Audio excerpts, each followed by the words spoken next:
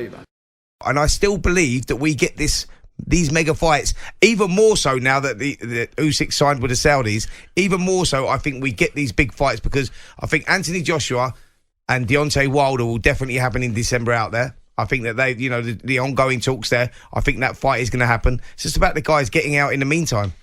I think there may be an issue around Tyson Fury. Having spoken in the background to George Warren this week, it doesn't... Yes, they're talking with the Saudis, but there is no concrete offer, I can confirm, right now for Fury to fight there. Let's just listen to what head of Queensberry Promotions, Frank Warren, said when he joined the breakfast show earlier this week. He said he knows AJ and Usyk are desperate to scoop up the Saudi bucks, but are the Saudis actually holding up the heavyweight division right now? Well, my thing is, let's not wait to hear what Frank Warren has to say.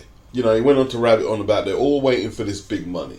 And did you hear Gareth Davis just say AJ and Usyk are desperate for this Saudi money?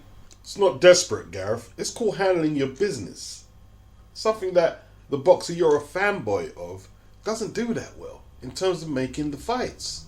Usyk is going to fight in Poland against his mandatory, Daniel Dubois. There is talk from Eddie Hearn that an offer has went out to Dillian Whyte to fight AJ in August, O2 or Wembley Arena, I would assume. So it's not like they're just sitting in the sun waiting for the Saudis to call. No, they're going to have their interim fights in the meantime, and providing they win, yes, of course they want the big money in Saudi Arabia. But the way Frank Warren and Gareth are putting it is like Usyk and AJ are some mercenaries. They should wait around for Tyson Fury to make them a deal at Wembley for less money. When these two have tried to make fights with Tyson Fury and have been unsuccessful. 2021, Fury versus AJ, undisputed heavyweight title. Team Fury left a record site fee on the table to go fight Deontay Wilder. I'm not going to say nobody wanted to see that fight. Deontay Wilder fans sure wanted to see it. But the vast majority of boxing fans didn't want to see that fight. They wanted to see AJ and Fury. Bob Arum said the arbitration, mediation wouldn't be an issue. He said it. He's got to handle his end of what needs to be handled. I had Tyson Fury fans saying Eddie Hearn knew they was in mediation. Why was he trying to get a site fee? Well, why didn't Bob Arum and Frank Warren say no? Well, let's call this off and sort the mediation out. So Eddie Hearn has to chase the site fee from the Saudis, and he needs to keep his ear to the ground on Tyson's legal situation with Wilder. He needs to do Bob Arum and Frank's job and his job. He done his part. He got the site fee, the biggest in the history of the sport. They led the public on, they led Eddie Hearn on, they led AJ on, they led the fans on. And then they pulled out. Even Tyson Fury's dad said they could have terminated the contract with Wilder late 2020. Eddie Hearn said the same thing. They could have terminated the contract. I didn't hear Bob Arum and Frank Warren dispute that. Show me the video where they disputed what Eddie Hearn said about them being able to terminate the contract with Wilder. It doesn't exist because it was true. Frank keeps talking about Usyk and AJ waiting for Saudi money. Well, that's what Bob Arum is doing. I'm repeating my material. I know I'm repeating my material. But Bob Arum's waiting for it too. He wants the Saudi Arabia money. He repeatedly has said the Wembley pot doesn't spread as far as the Saudi Arabian pot. I used to watch Spencer Oliver on Sky before the unfortunate ending to his career. Yeah? I used to watch him in the 90s. The Omen. 2 fights with Patrick Mullins. No Spencer Oliver. But you've actually ruined your reputation as a credible pundit. You've ruined it. Gareth A. Davis was a never was. Right now, the only person we have over there is Ade. Usyk signing with a management company, sports group out in Saudi Arabia this week, as well as him basically saying, right, I don't want to negotiate with Fury anymore. I've tried that. He kept moving the goalposts. I'm going to sign with you guys. You just let me know when the fight is. You guys sort it out. I think by doing that, that's the only way it happens now is in Saudi Arabia, because that's where Usyk's people are, in Saudi Arabia. So I tell you what, Spencer Oliver and Gareth A. Davis, that video where it was titled "Stop Blaming Tyson Fury," and Frank Warren was talking to them like they were his kids, and they seem absolutely petrified of Frank. You're unhappy about some of the things that have been portrayed about Tyson Fury this week on Talksport. Do me a favour. It is Tyson Fury's fault. Usyk accepted terms for Saudi Arabia and Wembley this year. And here's Frank talking about Usyk's waiting for Saudi Arabia money. No, Usyk is getting on with his career. Frank was trying to insinuate that he's greedy because he took the skills challenge deal. Tyson Fury demanded 70-30 for an undisputed fight when Usyk has the majority of the belts. And you want to talk about greed, Frank? Remember your boy asked for $500 million from the Saudis last year? Case closed. The facts are, Usyk and AJ fought each other twice. Once in Saudi Arabia, once at White Hart Lane. They fought each other twice. They've got Saudi money and London money. There's a reason AJ is on the Forbes list with Canelo, the only two boxers, and Tyson Fury isn't. And it's not because they're greedy, it's because they take their opportunities when they're there. They know how to make fights. Usyk was AJ's mandatory. The only reason that fight got held up in 2021 is because AJ was trying to make that fight with Fury, which he screwed up and you screwed up. How much months did Usyk agree to step aside so that fight could be made? Only for you to bulls it all up. And you want boxers to wait for Tyson Fury? Talking about they want to fight AJ at Wembley. What, is AJ your shit that he jumps to your tune because you've got a belt? Nah, you could have made that fight last year. Preferred to fight Derek Chisora rather than AJ. Why? Because AJ was taking his time. Well, it's weird how Derek Chisora declined an offer from Tyson Fury months before. Months before. He declined the offer, but still he got another chance to renegotiate and got the fight ahead of Anthony Joshua, who was actually ranked in the top 10 by the WBC, unlike Derek Chisora, who very conveniently got a top 10 ranking when it was announced that he was going to fight Fury. Talking about you're going to fight Fury or Joyce, but ultimately bent over backwards to make sure Derek Chisora got the fight. And let's not even talk about that fool from the WBC saying Tyson Fury is a victim. Let's not even talk about him. A victim of his success. Seriously, I'm not even going to... Listen, I'm not even addressing it. I'm not even addressing that. The man's an idiot. Gareth Davies is an idiot. Spencer Oliver is an idiot. So let's get this right then, Frank, yeah? Usyk, Wilder and AJ are wrong to try and tie up this Saudi Arabia deal, and Tyson Fury is right, being the odd man out, trying to fuck up AJ's fight with Wilder. Let AJ fight Wilder. All of a sudden, you know, Gareth A. Davies and a few others are talking about, oh, the Arabs are holding up boxing. Did they hold up boxing when Wilder turned down the deal to fight Anthony Joshua twice for undisputed? What about Errol Spence and Crawford? Did the Saudis hold that up as well? What about Tank Davis fighting in two weight classes where they've been undisputed champions and he didn't fight neither of them? Saudis? You know, when I think about my favourite fighters, I'm a bit of an old school enthusiast. I won't say I'm an expert, I like what I like. One of my favourite fighters is Lloyd Marshall. And when I look at his resume, and all he did, knowing that he was never going to get a title shot as a Black Murderers Row fighter, and then I've got to hear people talking about the Saudis are holding up boxing because they're giving boxers record purses to ply their trade in this beautiful looking country and create generational wealth. It didn't hold up AJ and Usyk from making more money than what Tyson Fury's ever earned in any fight. Tony Weeks, you know, he spoke to NY Fights why he stopped the Rolly Barroso fight prematurely. What was in my mind was a 40-year-old fighter at a young man's game. Any official will tell you, you get a fight and a fighter isn't at an advanced age, you're going to look at him a little harder than the other fighter. When I look at a fighter who's up there in age, there's two things I look at: his reaction when he takes his first hit and his stamina in the late rounds. Up until the stoppage, Romero didn't really land flush. He landed flush in the last round. When he landed flush, Barroso went down. It told me right then and there, I don't know if he can take it. Now, he was closer to the action than I was. He says Barroso was hit flush when he was knocked down in the ninth. It was hard to tell on the TV screen, but I'm not going to argue with him. I'm not convinced, but I'm not going to argue.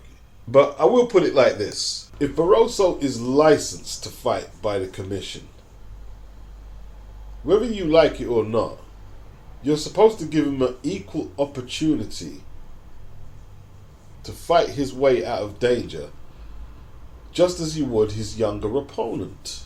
Your job is not to monitor his age. You're there to monitor his condition. That's ridiculous what you said.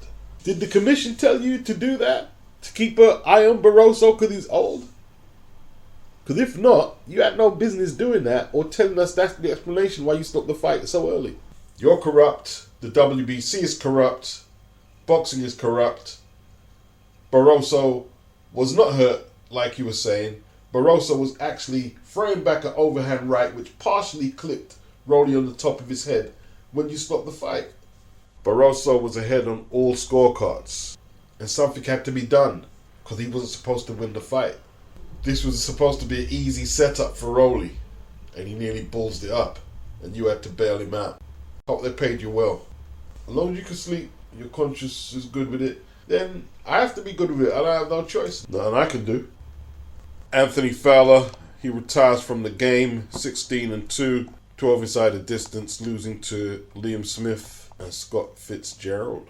Had quite an extensive amateur career, 12 losses around, 190 wins. But as a pro, injuries, not being able to get over the hump in his 2 step-up fights. He retires at the age of 32. Pretty young, but if he feels like he's in regression, he's doing the right thing. I'm sure he'll still be selling his CBD oil online. It is what it is. Fabio Wardley, he could fight on July the 29th on the same show as Felix Cash versus Ammo Williams. Fabio could be taking on Dave Allen. What's Dave got left in the tank? We'll see. If Fabio gets through that, the British Boxing Board of Control will be expected to mandate David Adilier to take on and challenge Fabio for that British title. But we'll see how that goes. There has been a promoters war that I've been talking about between Ben Shalom and Eddie Hearn. Obviously, Ben is motivated to make the EUBANK Smith rematch, and Eddie wants to make EUBANK versus Ben. Eddie and Frank Smith seem very confident, saying they're close to striking a deal, so they went 1-0 up. But EUBANK has stated that he can't live with Liam Smith thinking he's a better fighter, with the public thinking that Liam is a better fighter. So it looks like they're trying to reschedule this rematch. Smith couldn't make the July date for the rematch, so they had to push it back. It was postponed, but it appears to be 2-1 to Ben Shalom. I think EUBANK at this point here is going to opt to avenge the only stoppage loss of his career. We'll see how it goes. MATCHROOM are also in a rivalry with Top Rank and Bob Arum. Arum has offered Devin Haney, whose contract is up with Top Rank now, he's offered him the winner out of Taylor and Lopez, which takes place this Saturday at 140. And there's also the Shakur Stevenson fight at 135. MATCHROOM are obviously offering Devin a 1-fight deal to fight Prograis for that WBC belt. Things have changed for Devin. Bob cannot put options on Devin. He did that already. Devin needed Bob Arum and Lou DiBella to get that Camposos fight to become undisputed, and he did that. There was a rematch clause, he won that, and then he beat Lomachenko. Contract up. He doesn't need anything from Top Rank necessarily. Doesn't need nothing from MATCHROOM. So now him and his dad Bill have basically got back that freedom they had when they were working with Eddie and MATCHROOM on fight-by-fight deals. No long-term contracts. I'll tell you what, they may have more freedom in terms of their ability to maneuver between the promotional outlets out there, but their options on what fights they take, whether it's Prograis at MATCHROOM or Stevenson, Taylor or Lopez at Top Rank, got your work cut out. Obviously there's Tank at the PBC, can't forget that either. I'm sure they'll explore that side of the street too. But Devin is in a good position to get some very good fights. Very, very good fights. What I don't get about Bob is you're offering Devin more fights on Top Rank. Now his contract is up. But yet you was caught on the mic saying that Lomachenko was robbed and what an injustice it was, etc. Paraphrasing. Well, you're entitled to think that, but how do you think Devin and his dad are going to react to that? Like, as a promoter, you can come out and say that Lomachenko won, but you do it in a different way to what Bob did it. And Eddie's relationship with Bill and Devin looks like it's built on a better foundation than Aram's relationship with Bill and Devin. So that could be in Eddie's favour, but then we're not playing a game of best buddies here, are we? So we'll see what they do. That hot off, man. Still, easy work, baby. Easy work, baby. Come a long way to get punched up, you know that, innit? I'm gonna send you up, but you ain't touching that. I'm gonna batter you, you fucking idiot. Fucking idiot. I'm still stop the chat now. Fucking, shut the fuck up. Shut the fuck up. Shut the fuck up. I ain't gonna do nothing. You fucking idiot. Like I don't slap you now, you fucking bitch, man. Shut up. That's it. Smile now. Nervous, man. I can smell the bitch in you, you little dickhead. Shut the fuck up. Ever think you can take this? You ain't fought no one, ain't done 12 rounds, little bit. Come here for the money, that's all you come for. Go fund me, man. I'll give you a $5 after you, little dickhead, send you back. Yeah, man. Yeah, 12 rounds will be very long for you if you make it, you fucking idiot. Now, watching Sonny go full Croydon on his opponent there, it changes the nature of the fight, in my opinion. You can't knock the cap off your opponent's head and then talk so aggressively, and then you come out looking for a points win, a defensive fight, a safety first fight. No. Them's is fighting words, fighting talk, and fighting actions. And I like it, because I was expecting to watch Sonny box on the back foot, try to steal rounds by landing a couple more counters than his opponent. Maybe not take too many chances, but this has taken it to another paradigm. And I like it. This is the biggest fight of his career. And I'm not saying it's necessarily the best opponent, because I don't know the flyweight division like that. But in terms of the network it's on, the zone, the promotional outfit, this is the biggest fight of Sonny's career. And maybe he feels he has to do a little more to sell himself.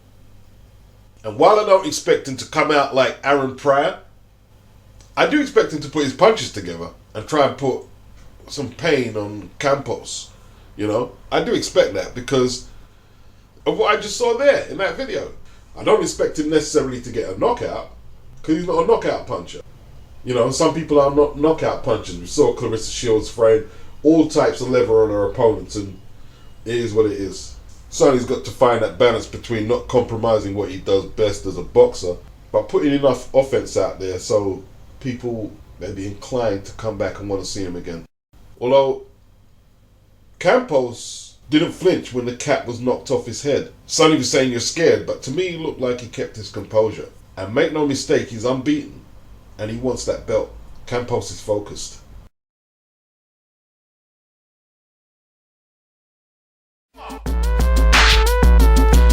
I got a big ass gun and it got a mean spray. Turn your pants to ashes, make your jeans gray. Y'all think niggas gangsta? Well, I'm a damn Gambino then. I'm nice with the metal, Colossus, Magneto then. I'm nice with the blade too, I'll shank you, boy. What? Get blue quick, I'm a beast, Hank McCoy. What? Get it shaking like Michael J with the etch a sketch. Who taught y'all how to rap, man? I should get your professors X'd. Shooting blast, dum-dums on your stupid ass. This your last stand, you about to see your days of future past. Niggas like Dawn done, now I'm on one. Should've warned, son, this the calm before the storm come. Those that know me know ain't shit sweet. A nocturnal nightcrawler, a road with mystique. Shit, man, I disrespect the fridge, I bet your mother's spot. Drink straight out the drinks, don't give a fuck if it's a jug or not.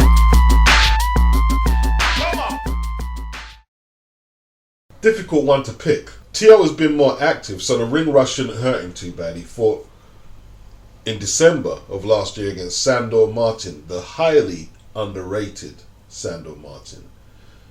Teo was dropped in round 2. There was another questionable knockdown that wasn't counted, and to me he was lucky to get that split decision win. He fought twice last year, and in 2021 he lost all his titles in an upset to George Kambosos. He's found himself on the canvas 2 or 3 times in his last 3 fights. Taylor has been inactive for a year and a half since that controversial decision he got over Jack Catterall. He was on the canvas and was outboxed for long periods of that bout, and was also fortunate to get the victory.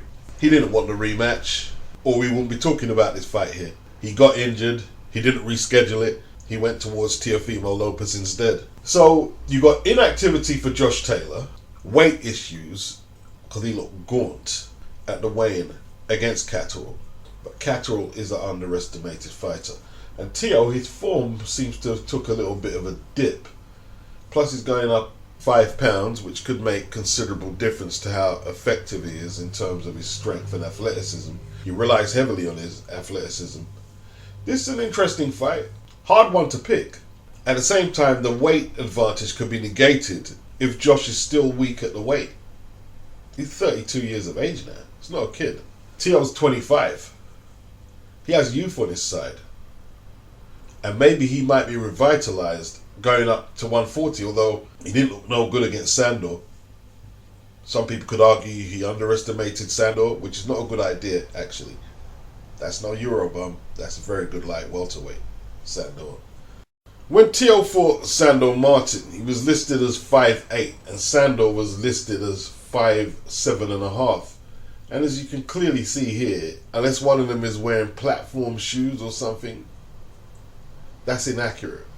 Josh Taylor has a slightly longer reach than Teo, an inch or so, but he's a lot taller and has a lot more leverage.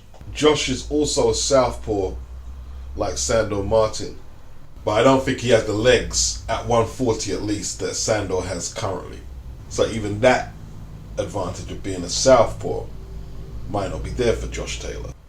For me to pick Teo, I'd have to have confidence that he can keep space and keep range on the same level of Jack Catterall. I don't think Teo uses the jab enough. Can Teo use a back foot game? He came steaming out there against CAMPOS. What the fuck was he doing? Mid-range to close range is where Teo will be effective against Josh Taylor. So in theory, Josh shouldn't have to go looking for him, and Josh needs that because his footwork looked awful trying to track down Jack Catterall. Josh Taylor probably should have moved up to 147. I can't pick him with any confidence that he's going to be strong at the weight. I can't. I picked him on Twitter, but I'm not so sure now. Teo, I don't think he can dominate the bigger guys at 140. I'm just going to have to watch how this one plays out. I want to make a prediction, but it's hard to know what to base the prediction on. I don't see any of them bringing any new tricks to the ring on Saturday. And based off current form, I don't have a prediction. I don't have a prediction.